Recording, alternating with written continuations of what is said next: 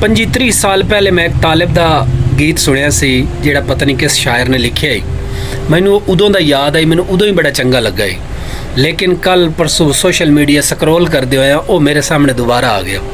ਜਦੋਂ ਮੈਂ ਉਸ ਕਲਾਮ ਨੂੰ ਦੁਬਾਰਾ ਸੁਣਨਾ ਸ਼ੁਰੂ ਕੀਤਾ ਤਾਂ ਤੁਹਾਨੂੰ ਪਤਾ ਤਾਲਿਬ ਦੀ ਆਵਾਜ਼ ਹੋਵੇ ਤੇ ਗੀਤ ਹੋਵੇ ਤੇ ਉਹ ਫਿਰ ਇੰਜ ਬੰਦੇ ਨੂੰ ਜਕੜ ਤੇ ਲੈਂਦਾ ਹੈ ਨਾ।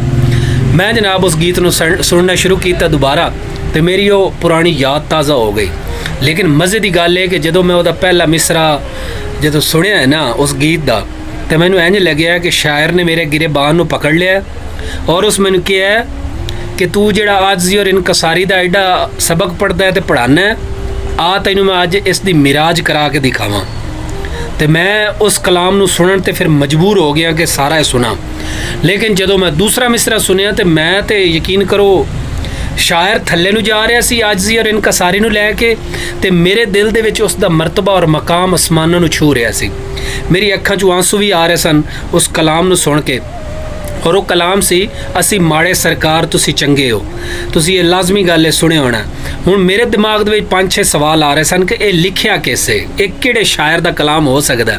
ਮੈਂ ਆਪਣੇ ਤੌਰ ਤੇ ਉਸ ਦੀ ਰਿਸਰਚ ਦਿਮਾਗ ਨਾਲ ਕਰ ਰਿਹਾ ਸੀ ਤੇ ਮੇਰੇ ਦਿਮਾਗ ਦੇ ਸਾਰੇ ਹੀ ਜੰਗ ਦੇ ਵੱਡੇ ਸ਼ਾਇਰ ਜਿਹੜੇ ਆਏ ਸਨ ਉਹ ਸਾਰੇ ਹੀ ਆ ਰਹੇ ਸਨ।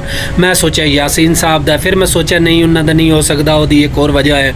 ਫਿਰ ਮੈਂ ਸੋਚਿਆ ਕਿ ਸ਼ਾਇਦ ਹਾਸ਼ਮੀ ਸਾਹਿਬ ਦਾ, ਨਹੀਂ ਉਹਨਾਂ ਦੀ ਵੀ ਉਹ ਇੱਕ ਵਜ੍ਹਾ ਹੈ ਕਿ ਉਹਨਾਂ ਦਾ ਇਤਨਾ ਜ਼ਿਆਦਾ ਕਲਾਮ ਗਾਇਆ ਨਹੀਂ। ਫਿਰ ਮੈਂ ਸੋਚਿਆ ਕਿ ਸ਼ਾਇਦ ਇਹ ਲਤੀਫ ਸਾਹਿਬ ਦਾ ਹੋ ਸਕਦਾ ਹੈ। ਲਤੀਫ ਸਾਹਿਬ ਮੇਰੇ ਦਿਮਾਗ 'ਚ ਆ ਰਹੇ ਸਨ ਔਰ ਐਂਡ ਤੇ ਮੈਂ 3 ਲੋਕਾਂ ਨੂੰ ਸ਼ਾਰਟ ਲਿਸਟ ਕਰ ਲਿਆ। ਮੇਰੇ ਦਿਮਾਗ 'ਚ ਸੰਦਲ ਬਾਹਰ ਦਾ ਸਾਈਂ ਵੀ ਆਇਆ, ਲੇਕਿਨ ਮੈਂ ਕਿਹਾ ਨਹੀਂ ਇਹ ਉਹ ਸਕੂਲ ਆਫ ਥਾਟ ਹੀ ਨਹੀਂ ਹੈ। ਲੇਕਿਨ ਜਦੋਂ ਮੈਂ ਸ਼ਾਰਟ ਲਿਸਟ 3 ਬੰਦਿਆਂ ਨੂੰ ਕੀਤਾ ਆਪਣੇ ਦਿਮਾਗ ਦੇ, ਮੈਂ ਆਖਿਆ ਆਖਰੀ ਮਿਸਰੇ ਤੇ ਤਾਂ ਪਤਾ ਚੱਲ ਹੀ ਜਾਣਾ ਕਿਸ ਦਾ। ਤੇ ਲਤੀਫ ਸਾਹਿਬ, ਰਿਆਜ਼ ਹੁਸੈਨ ਅਬਰਾਰ ਸਾਹਿਬ ਔਰ ਦਰਦ, ਗੁਲਾਮ ਮੁਹੰਮਦ ਦਰਦ, ਇਹ 3 ਲੋਕ ਮੇਰੇ ਦਿਮਾਗ 'ਚ ਆ ਰਹੇ ਸਨ ਕਿ ਕਲਾਮ ਇਹਨਾਂ ਤਿੰਨਾਂ ਤੋਂ ਇਲਾਵਾ ਕਿਸੇ ਦਾ ਨਹੀਂ ਹੋ ਸਕਦਾ। ਫਿਰ ਉਸ ਤੋਂ ਬਾਅਦ ਜਦੋਂ ਮੈਂ ਲਤੀਫ ਸਾਹਿਬ ਨੂੰ ਸਕਿਪ ਕੀਤਾ ਕਿਸੇ ਵਜ੍ਹਾ ਤੋਂ ਕਿ ਮੈਂ ਕਿਹਾ ਉਹਨਾਂ ਦਾ ਵੀ ਕਲਾਮ ਨਹੀਂ ਹੋ ਸਕਦਾ, ਤੇ ਮੇਰੇ ਦਿਮਾਗ ਦੇ 2 ਬੰਦੇ ਅਟਕ ਗਏ ਸਨ ਔਰ ਮੈਂ ਸੋਚ ਰਿਹਾ ਸੀ ਕਿ ਇਹਨਾਂ 2 ਤੋਂ ਇਲਾਵਾ ਕੋਈ ਹੋਰ ਐਸਾ ਬੰਦਾ ਨਹੀਂ ਜਿਹੜਾ ਲਿਖ ਸਕੇ। ਲੇਕਿਨ ਇਹ ਮੈਨੂੰ 100% ਯਕੀਨ ਹੋ ਰਿਹਾ ਸੀ ਕਿ ਕਲਾਮ ਕਿਸੇ ਆਮ ਆਦਮੀ ਦਾ ਨਹੀਂ ਲਿਖਿਆ ਹੋਇਆ। ਇਹ ਜਿਸ ਤਰ੍ਹਾਂ ਦਾ ਕਲਾਮ ਹੈ, ਜਿਸ ਤਰ੍ਹਾਂ ਦੀ ਆਜਜ਼ੀ ਔਰ ਇਨਕਸਾਰੀ ਦਾ ਇਸ ਦੇ ਵਿੱਚ ਸਬਕ ਦਿੱਤਾ ਗਿਆ ਹੈ। ਮੇਰੇ ਬੱਚੇ ਉਦੋਂ ਵੀ ਮੈਂ ਵੀ ਬੱਚਾ ਹੀ ਸੀ ਉਦੋਂ, ਤੇ ਅਸੀਂ ਇਹ ਪੜ੍ਹਦੇ ਸੀ ਤੇ ਅਸੀਂ ਆਪਣੇ ਆਪ ਨੂੰ ਸਮਝਦੇ ਸੀ ਕਿ ਯਾਰ ਅਸੀਂ ਮਾੜੇ ਸਰਕਾਰ ਤੁਸੀਂ ਚੰਗੇ ਹੋ।